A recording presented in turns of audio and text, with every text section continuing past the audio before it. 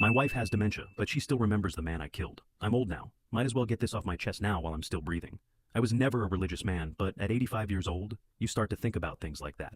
The afterlife. Who you were as a person. What awaits you when everything goes black. Now, I think I'm writing this for the both of us. Mimi's too far gone now to even understand the world she's living in, let alone the one that could embrace her after she draws that last breath. Doctors diagnosed her 2 weeks after her 81st birthday. We didn't need that diagnosis. Well, I didn't at least. I noticed the signs before we even stepped foot in a hospital. It started with names at first, calling our son by her father's name, calling me by her brother's, and vice versa. That kind of thing, you know? When she started wandering around at night, though, that's when I knew it was time to confront the inevitable. It was strange, though. Her wandering didn't really feel like wandering. She was deliberately going to one specific location, the exact location where it happened. I'd find her in our shed, staring down at the exact spot where the man had bled out, completely expressionless. I'd expect that even in her state she'd feel at least something, any sort of emotion whatsoever. But unfortunately, that just wasn't the case. Maybe she didn't need to feel anything.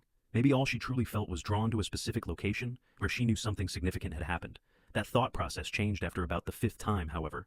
I could see it in her face. She knew. She knew that she had been violated. She knew that the violator faced no real justice for his crimes. And by the way she was looking at me, she knew that I wasn't going to stand around and let that just happen.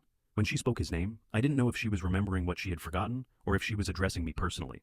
All I knew was that she said it with such clarity that, for a split second, it sounded like she had been healed. From that moment on, every doctor's visit had me holding my breath with uncertainty. If she went off on a ramble about that night, I could hold her hand, shed some tears, and act like I was losing my sweet girl.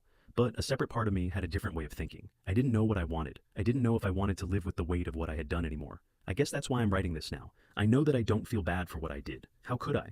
Mimi was an angel, a light in a world full of darkness and hatred, and that man had taken away a part of that light, changed her in a way that she never fully recovered from. Even still, a life is a life, and I had taken one. I had acted as judge, jury, and executioner all while my wife watched. It would help her move on, she told me. I need to see it. She never moved on, even now.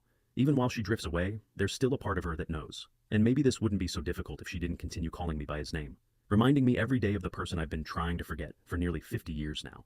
Maybe this is all a sign for me to finally air out dirty laundry, I suppose. Every tongue shall confess, the Bible says. And I think that's what I'm doing now.